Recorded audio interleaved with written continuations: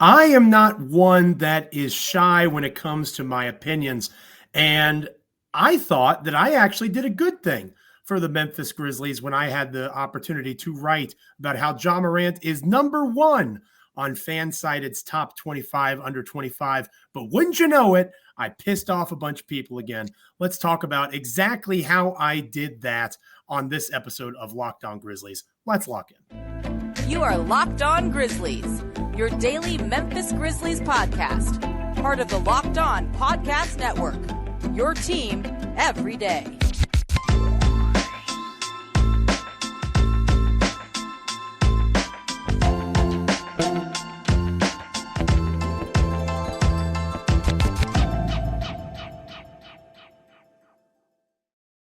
Welcome to Locked On Grizzlies, your first listen each and every day. Thank you for making us that here as part of the Locked On Grizzlies network. You can check us out on Stitcher, on Spotify, on Apple Podcasts. However you get podcasts, you can find Locked On Grizzlies. Subscribe, rate, review, talk about how great Damichael is, because he deserves it. He is great. You can talk about how awful I am, like some of you enjoy doing. That's fine too. It takes all kinds in this world, and we're just glad that you're making Locked On Grizzlies your first listen every single day. Every single time that you want Memphis Grizzlies content, make sure you're coming by and checking out what we've got cooked up here on Locked On Grizzlies. I mentioned my wonderful co-host, Mr. Damichael Cole of the Commercial Appeal. Damichael, you have had a busy last few days with games and open practices and all sorts of interesting things that we'll talk about throughout this show. But I have a question for you to lead things off, Damichael. When is the last time that you made a large group of people angry at you? It's been a while. You know, Joe, I think between the two of us, you're more, I think, of the villain. You know, you're the Dylan Brooks on the Locked On Grizzlies podcast. And, you know, which is, for me, I love, like, I usually love, you know, being with the villain type people, because it's always funny. And when I played baseball, you know, I was the guy who all my teammates, you know, looked at as the captain and things like that. And then there were a couple other captains that we had that were, you know, kind of mixed in reception and things like that. But I always took it upon myself to, you know, to really mix it in with those guys too. So, Joe, I don't know if that's something that you kind of, if you like that role or not, but it's been kind of interesting seeing how you've just naturally gravitated to. You mentioned the fan side of it, and then you also had, you know, which I'm sure a lot of our Locked On Grizzlies viewers saw as well, when you mentioned the interesting trade there on Twitter that even drew the response of Ja Morant. And usually we see Ja Morant respond to tweets where Ja Morant is mentioned. This tweet, Ja Morant wasn't even mentioned, and he chimed in on this one. So, Joe, you're a man who mixes in well, and I've noticed, you know, some people love it, and then some people they come at you. Yeah, you know, I've been doing this for about a decade now, Damichael, in terms of following the Grizzlies and being that guy. And you mentioned the Jordan Poole for Zaire Williams or Brandon Clark. And Ja Morant replied and told me to stop it, which I kindly did. But you're right. You know, Ja Morant usually interacts with tweets that mention Ja Morant. So I'll take it as a compliment. Like, maybe he was coming by to see what dumb thing I said that day. Or actually, ironically, my piece about Morant for FanSided came out the same day that I made that trade idea that I don't even necessarily know that I would do. I was just floating it out there. And that maybe Ja got distracted away from the wonderful article I wrote about him, and just wanted to tell me to stop my armchair GM ways. But as I told somebody on Twitter, Damichael, death, taxes, Joe Mullinax is the armchair GM. That just is what it is. And until, you know, people stop paying me to provide my insights, I'll probably continue to do it. Even when the time comes that I don't get paid anymore, I'm probably still going to do it, because I am what I am, and that's all that I am, like Popeye said. But let's talk about this FanSided article, because I was very fortunate to have the opportunity to write 5 pieces Thank you to Ian Levy at Hickory High on Twitter. He asked me to be a part of the process. It was the top 25 players under 25 years of age. And I wrote 5 pieces. I ironically wrote one about Jordan Poole. I also wrote one about Zion Williamson. Zion Williamson, excuse me. No, wait. Yeah, Zion Williamson. I always have brain farts when it comes to Zion's name. He just doesn't play enough basketball, I guess. So I wrote about Zion. I wrote about Jordan Poole. And then I wrote about the 3 Grizzlies. Desmond Bane was number 20, which was too low. Jaren Jackson Jr., I believe, was number 12. And then Ja Morant, my piece de resistance, was number 1. And Damichael, I have never seen so many angry Dallas Mavericks fans that Luka Doncic, who I think most people would agree is the best basketball player under the age of 25. But if you read the article that explained the list, one of the criteria was generating buzz, being a trendsetter, the highlights, interaction on social media. And that is one of the reasons I didn't vote in this poll, but I am probably the most known, in air quotes, free agent, freelance writer. And that's probably why they approached me. And I wrote a nice piece about how Ja Morant is coming for everything and he's not going to be satisfied ever. And he's going to continue to work. And, I thought it was a really well done piece and people were really mad at me, even though it explicitly says what their criteria was. So I guess, Damichael, I'm curious as to your take. Basketball wise, I think there is an argument for Morant to be number 1. I don't know that it's a good enough argument to unseat Luka Doncic or even Jason Tatum. I probably would have had Morant 3rd if we're talking exclusively about basketball. But when you add in the cultural aspect, the fact that he is transcending basketball at such a young age, he's in Time magazine, for goodness sakes. This is a young man who is the second coming of Allen Iverson in terms of impacting basketball on a cultural level, not just on a talent level, but in terms of how people interact with the game and why they're choosing to watch. No offense to Luka Doncic and Jason Tatum. They don't have that type of talent. They are very good at basketball. And again, I think you can make the argument they are better at basketball than Ja Morant, but you can't combine the idea of Morant being the coolest player in the NBA with the elite talent that he has. Look at the criteria for this list. I think people just didn't read and got really angry online, which, that's a day that ends in Y on Twitter. Yeah, that's what happens in 2022 a lot. People read headlines and, headlines usually are attention getters or catchy and things like that. So people take headlines and they run with them without getting the context of the story. Trust me, I see it a lot. But getting back to your point here, Ja Morant, number 1, and you mentioned, the criteria here and what all factor into it. Well, I think personally, and I've stood on this for a while, this is a results-based business. Right. You can be a great individual player, as great as Allen Iverson, was as a player.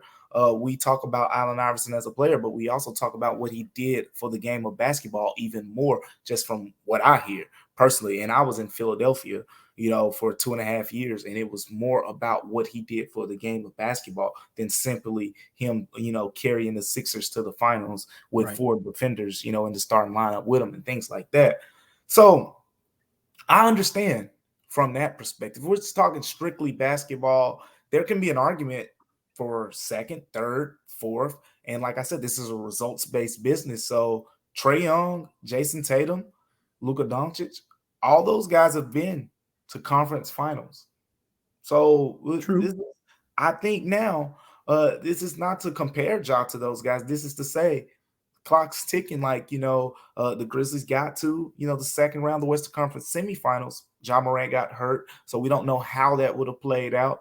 But a healthy Ja Morant this season, I think Western Conference Finals is a reasonable expectations from this fan base. So we'll see how that plays out, and then we'll revisit, when we talk about where does he rank in terms of, is he the number one player under 25 years of age, just from a strictly basketball standpoint? But you mentioned social media. I think Ja has separated himself there. I remember, ESPN saying that Ja Morant, his shot against the San Antonio Spurs, where Steven Adams threw the 90-foot pass and he caught it on the sideline, on the baseline, fading out of bounds and hit the buzzer beater. It was the number one generated video on their Instagram page of the entire season. That had more traction than any LeBron James or Steph Curry video, which is saying a lot because those two players had the most social media appeal from that aspect. But you know who was third? Ja Morant had the third highest, social media interactions viewing based on, ESPN's sharings. So you factor that in. You factor in the fact that when I went on the road to Madison Square Garden, I've never seen anything like this in the Garden. The Grizzlies players were introduced. It's quiet as a mouse. A couple boos, things like that. When Ja Morant got introduced, if you had your eyes closed and you didn't hear the name of the player, you would have thought it was a Knicks player being introduced. When I went to Atlanta and Ja Morant ran out to the court, their kids screaming Ja Morant's name. When I went to Orlando, they're chanting MVP. Brooklyn, they're chanting MVP. So the appeal of him, I think Luka is more hated on, by opponents in a way. And it's because, the way Luka carries himself. And, I like it. I like the confidence in the the swagger that he plays with personally. And then, Trae Young has some of that as well with the New York Knicks fans and, the way he shushes them and things like that. And Jason Tatum, I think, is less of that type of player. But Jason Tatum, again, he I don't think has the natural appeal.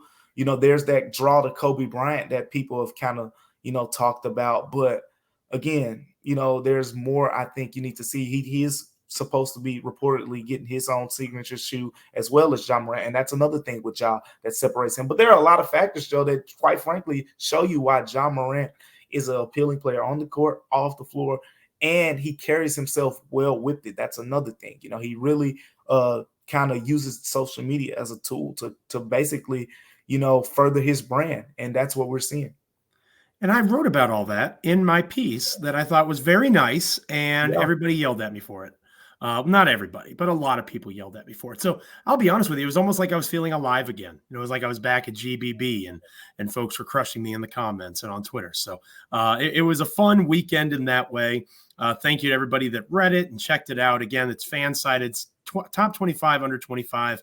I was a part of that series and honored to be part of that series. Still a freelance NBA writer. So if anybody wants to hire me, by all means, shoot me an email or hit me up on twitter.com. You see my handle there at the bottom left, and we can have a conversation. Speaking of hiring, Damichael, I know you are not worried about this because you're doing excellent work over at the Commercial Appeal. These days, every new potential hire can feel like a high stakes wager for any small business. You want to be 100% certain that you have access to the best qualified candidates available. That's why you have to check out LinkedIn Jobs. LinkedIn Jobs helps find the right people for your team faster and for free.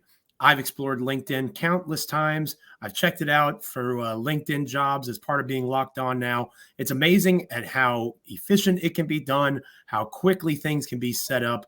It allows for you to focus on improving your team and reaching your goals. Then all you have to do is, after adding your job in the purple hashtag hiring frame to your LinkedIn profile, you can spread the word that you are hiring. Simple tools like screening questions make it easy to focus on candidates with just the right skills and experience so you can quickly prioritize who you'd like to interview and hire. It has never been more important to finish the year strong, not just financially, but mentally, physically, emotionally, spiritually. The right team member can help you do that. It's why small businesses rate LinkedIn Jobs #1 in delivering quality hires versus leading competitors. LinkedIn Jobs helps you find the qualified candidates you want to talk to faster. Post your job for free at linkedin.com/lockedonnba. That's linkedin.com/lockedonnba to post your job for free. Terms and conditions apply. Damichael, we are Getting closer and closer to the start of the actual NBA season. We're a little over a week away now, and the Grizzlies suffered their first preseason defeat at the hands of the Miami Heat on Friday night. Obviously, we don't record over the weekend. This is us on our Monday show. What were your general takeaways from that game? Because I'll be honest, I had my own high school football game that I was in the middle of getting my butt kicked coaching, so I was busy getting drummed. I watched the game recorded over the weekend. You saw it live. What were some of your takeaways from the game? Yeah, they just kind of, I think they didn't know anything about these guys. As much as you can say, oh, there's a talent advantage here from the Grizzlies, which there was clearly. Sure. I said that they didn't even play Miami's B team because we didn't see Tyler Hero, Dwayne Detman, Max Strus, and guys like that. We saw the C team. I mean, they played Duncan Robinson, but he's not even in the rotation anymore. And, Gabe Vincent is giving them big minutes at times. But outside of those two guys, you'd have a hard time, unless you're just a diehard basketball fan or you follow the game that way, you have a hard time knowing who a lot of those guys were. But, man, they were knocking down big shot after big shot. Taylor Jenkins, talking to him after the game, he mentioned how some of them were just tough shots. These guys were hot. And, I think Desmond Bane or Dylan Brooks basically said it was one of those days, where another team, makes some shots. And it's like, I put a hand up. But again, a couple of players, Dylan Brooks, I think he talked about just, there were some missed assignments and things like that. Taylor Jenkins mentioned the energy shift, from the first half to the second half. And I think, that's a product of the preseason. That's a product of, I think there was some tiredness as well. I talked to Desmond Bane about this because, he kind of mentioned, conditioning a little bit. Right. And Desmond Bane was the guy who was the initial assignment guarding Duncan Robinson. Duncan Robinson made 5 3-pointers. You saw it. I think he shot 5 of 7 from 3-point range, and he wasn't missing. But Duncan Robinson runs around a lot, and you're watching Desmond Bane chase him around. Then Desmond Bane gets on offense. He runs a lot. Then the Grizzlies, if you watch the Grizzlies, they play at this super fast tempo. We saw alley-oops and just transition points galore in that first half. And I asked him, like, you get kind of worn down. And he says, shape-wise, you want to build up. You don't want to be in your best. You don't want to be in playoff shape right now, is what Desmond Bane said. In January, you want to be at a whole nother level of shape than you are right now. And, same thing for February, second half of the season, same thing for the playoffs. So I think that was interesting as well. But overall, I think, the Grizzlies tried out some things. I mentioned on the previous episode that the Grizzlies were in fact going to do that. The main thing was get Xavier Tillman, senior, some minutes as well. They played him on the second unit and played him at power forward. I actually talked to Xavier Tillman yesterday about, his time playing the 4. And he said, look, I played the 5 my entire life. Right. So it's an adjustment for him more so than just moving over a position. If you talk to these guys about the Grizzlies offense, everyone I talked to, Dylan Brooks, Zaire Williams, Jake LaRavia, David Ryder, they all say the Grizzlies offense is interchangeable pretty much 1 through 4, really 2 through 4. But the offense is very interchangeable through those positions. But the 5 is different. So Xavier Tillman going from playing the 5 to the 4 is an adjustment. Again, Brandon Clark also said he could play both, but he's very comfortable rolling to the rim playing the 5. So I think that adjustment there for Xavier Tillman factored into it, while a lot of people thought he didn't have a really good game. And he was minus 14 in the first half. I think he finished minus 13 overall. There's an adjustment that has to happen there for him. And I think that was a thing as well. But overall, they're still trying out these lineup kinks, Joe, and just figuring out what works. Versatility is important, and I think Xavier Tillman needs to find that, or else he's not going to be in the rotation. He may already not be in the rotation. But, from watching guys like David Roddy, he is very much a versatile basketball player. When you talk about offensively being able to play, especially the 2 through 4, Roddy can do that. Roddy can physically do that. I think Jake LaRavia hasn't shown it as consistently yet, but I think LaRavia can do that. I think that there are guys that have the edge on X in that way. And if he doesn't find a way to adapt, there's the old saying, adapt or die. Now, I'm not saying that Taylor Jenkins is going to kill anybody, but I'm talking about the idea of your spot on this roster possibly being fading away like Thanos at the end of Endgame. You're in a position where you have to show that you have an offensive game that has some layers to it. Because if you don't, there's already guys, as you mentioned, Steven Adams. They want Jaren Jackson Jr. to play the 5 more. Brandon Clark. There are names in front of him that are just physically better than him, and he has to find his way. I think you made a good point on the conditioning aspect of it. From watching it, that was something that I noticed. The Heat were in a position where they were feeling it.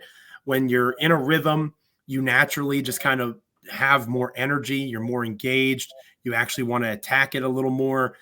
The preseason is hard for anyone to get up for, right? Regardless of the sport. And I think when you know you've got it that night, or when you're feeling good physically, mentally, whatever it might be, it is easier for you to exert the extra care, if that makes sense. And it's not making an excuse. And I don't think the Grizzlies did either in the post-game comments.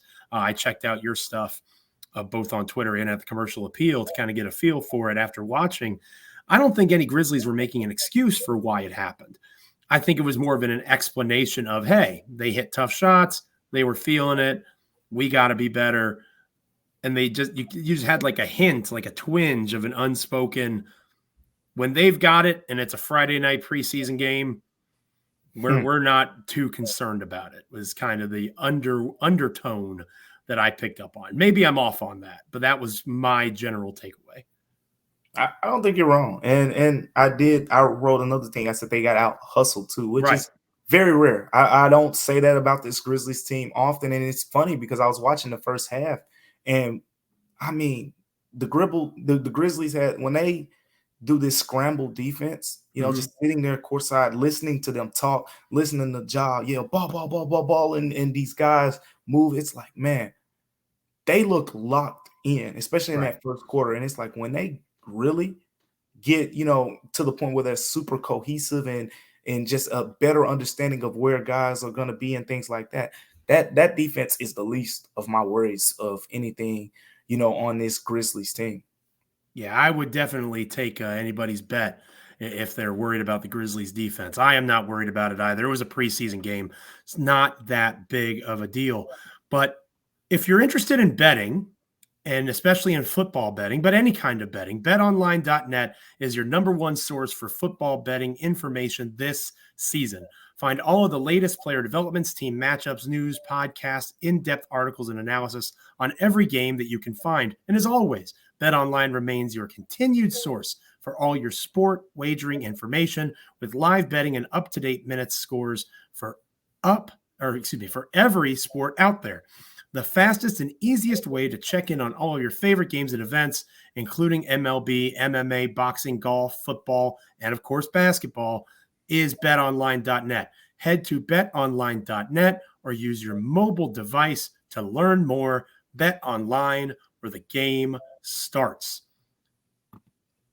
It was strange on Sunday, Damichael, to see so many folks reporting from or talking about the Grizzlies open practice, because traditionally that happens earlier in training camp, even before preseason games have been played. For whatever reason, and you may know this, I don't, so maybe you can educate me. For whatever reason, they did it later this year. And it looked like, first off, a tremendous crowd. For first off, being there in the Bible Belt in Memphis, Tennessee, on a Sunday, I think it was around noon or 1 that it started. To have the crowd there is impressive. And then it was an NFL Sunday, right? The Tennessee Titans were beating up on my Washington Commanders. And it was there were multiple reasons why this practice wouldn't have been that well attended. Perhaps the number one reason being the team has already played at home in the preseason. It wasn't like it was their first chance to watch these guys play. And yet it looks pretty well attended. What did you, aside from who was really good and really bad at dancing, I saw those videos, aside from who had the moves on the floor, what were just some generic ideas and thoughts watching that team put on their open practice there in Memphis? Yeah, I mean, how about the fans, right? I mean, yeah, shout out to the fans. It's a free event. It's a free event, but it's 12:30 on a Sunday. You mentioned it. A couple preseason games at home have already happened. I was wondering, like, how are the people going to show up? And then I go to the grand lobby about an hour before the event starts, and it's it's a line out there, Joe. I mean, it reminded me of those lines when I was in the 7th grade and in the 8th grade, and I'd be standing outside of the Nike factory in Memphis trying to get the newest pair of Jordans. So Nice. that's what it reminded me of, just looking at that line out there. But I mean, the interest in the Grizzlies, I think, as someone who's grown up here and I've lived in Memphis my entire life, I think interest is at an all-time high. I mean, this is unique. This is different. The Grizzlies have a player in Ja Morant who, you can consider a generational, type player. You could even argue he's number one among all players that are under 25 years of age. Yeah, and you can make that argument. You might ask our guy Joe if you may get some slap back from some people in Dallas and maybe Boston and whatnot. But definitely from Dallas, definitely from there. And there is an argument for that. So once you factor all those things in, I mean, it was a great turnout. More than anything, I think the players were impressed by that. And it was a very, very chill. I just gave me an all-star vibe. The intensity, there wasn't a lot of defense being played. It was more guys showing off their athleticism. I was really impressed. How about Junior Lofton? Threw down a couple windmills and he really showed me, we talk a lot about windmill dunk from Junior Lofton. A couple. I'm gonna have to look that up. There were a couple. It wasn't just one, and he threw one off. He threw one off the backboard too, Joe, and dunked it himself. He rattled the rim a little bit, Baby Shaq style. Baby Shaq. Okay. So I mean, he showed me more athleticism than I personally had ever seen from Junior Lofton as well.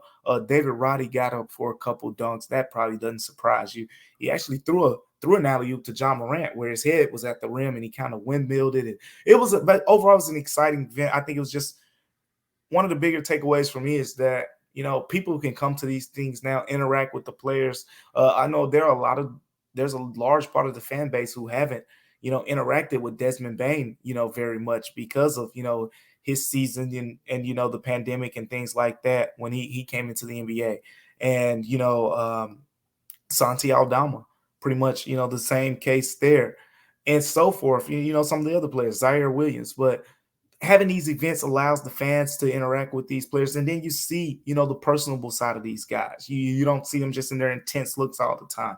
You see the fact that the Grizzlies are one of the youngest teams in the NBA because they have a lot of goofy guys, on this team. But that was pretty much one, my takeaways from just the overall event. But if we're talking about, just the Grizzlies and on the court, we talked to Taylor Jenkins after it, Joe, and I'll add this in as well.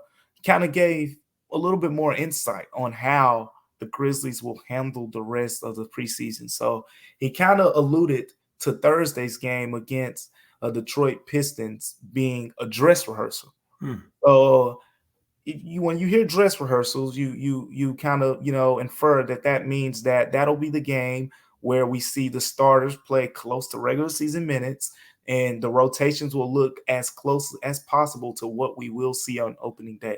So if Thursday is going to be a dress rehearsal, I would imagine that Tuesday's game is going to be one where we see a little bit more of guys like Junior Lofton and Xavier Tillman, and they get to kind of, get one more chance to show or prove that they can be one of those guys in the rotation. That makes total sense, and I like that he has it structured that way. I think, not that he asks my opinion, but I would agree with that idea in terms of continuing to find what your end of rotation, end of roster guys are capable of doing. And then obviously you need to have at least one game where it's let's see what we can do. Like, let's test this out and give it a run and get some data on it, get the film. The eye in the sky does not lie. And it really can expose you in a lot of different ways. So getting your sets on tape, anything that you don't necessarily want to show your regular season opponents, maybe you save, but the Grizzlies kind of are who they are at this point. Taylor Jenkins has been there for several years. Ja Morant is their best player. Desmond Bane's the shooter, like you and I have talked about before. Memphis is what they is, and they are what they are. I am, aside from who is that starting for, Santi Aldama, somebody else, maybe that will be the most interesting part of it. But you kind of have a general idea of what this Grizzlies team is going to be. We can close on this, DeMichael. I think you made a great point about these guys and them being personable. There was a video, and this brings us back full circle to the first segment. There's a video online that I saw of Ja Morant just randomly going out of the back of the parking garage and talking to fans and saying hello and signing stuff and, essentially stopping traffic on that road there behind FedEx Forum that I know you know very well. And I used to frequent it myself back in the day when I lived in Memphis. It really is cool, regardless of whether you think he's number one on a list or how important he is to the NBA right now. Is he underhyped or oversold? Any of those things. He understands Memphis. And I think that is something that Memphis truly appreciates because it is a unique town and a unique market. And I know you know that very well. It is a wonderful place if you get to know it and if you're authentic. And Ja Morant is as authentic as they come. And it really is just so cool to see him interact with people, understand where he fits and how important he is, not just to that city or that organization, but the entire community. He has a chance to do something pretty special there. And I think the best part about that, Damichael, is he knows it. And that's going to be really fun to watch kind of play out, not just this season, but in the years to come. Thanks again for making Locked On Grizzlies your first listen every day. Now, for your second listen, go check out the Ultimate Pro Basketball Preview, a 6-episode extravaganza to get you ready for the NBA season. The local team experts and the NBA insiders of the Locked On Podcast Network and Odyssey, all combining into one Ultimate NBA Preview. Search for Ultimate Pro NBA Preview 2022 on your Odyssey app, YouTube, or wherever you get your podcasts. Damichael, we'll be back together again on our next episode. And I was thinking, and we can obviously talk more about this, but I was wondering if we could maybe, in preparation for Thursday's game, float out some rotation ideas, maybe who we want to see play together, who we don't want to see play together. That seems like that might be a good topic for our Tuesday show. What say you? I think so.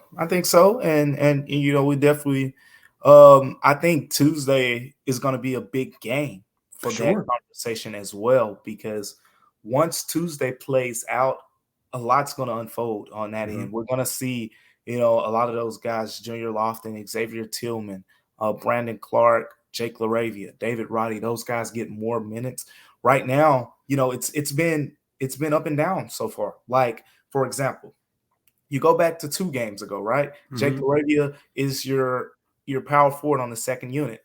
And your takeaway from that is, it looks like Jake LaRavia, while Santi Aldama is starting, is going to be the backup power forward playing in second units with Tyus Jones, Zaire Williams, John Conchar, and Brandon Clark. And then you go to the previous game against the Miami Heat, the last game that we just saw, David Roddy runs with the second unit, and he looked arguably better than Jake LaRavia in that previous game. And you say, wait a minute, maybe it's going to be David Roddy. So Tuesday's game against the Orlando Magic, those guys will get more playing time. And again, that'll be another opportunity where we can lead into, that Thursday game and have a better idea of, okay, who's going to win that matchup? Because right now, I think that's arguably, to me, that's the main position battle. I think we have another one that we haven't discussed as much. John Conchar was one of the guys who didn't play on the second unit there. So as much as we're talking about Jake LaRavia or David Roddy, what if, think about this, Joe, what if there is the possibility that the 4 spot could go to one of those guys, but what if the other gets the 3? What if it's Jake LaRavia and David Roddy on the second unit and Zaire Williams plays the 2? We saw against the Miami Heat, Zaire Williams played the 2. And Tyus Jones, was the backup point guard against the Miami Heat. Now Xavier Tillman was the 4 in that unit, and the second unit didn't do as well. But if you go Jake LaRavia and David Roddy, and you move Zaire Williams to the 2, which he is playing a lot of, John Conchar becomes your odd man out. So there are a lot of, intricacies here that the Grizzlies have to work through, but they have 2 more preseason games. So sounds like we have a lot to discuss. So make sure that you're continuing to make Locked On Grizzlies your first listen every single day and continue to make us part of your Memphis Grizzlies fan experience. For Damichael Cole, I'm Joe Mullinax. Thank you for listening, watching, however you're taking in Locked On Grizzlies. Thanks for being locked in, and we will see you next time here on Locked On Grizzlies.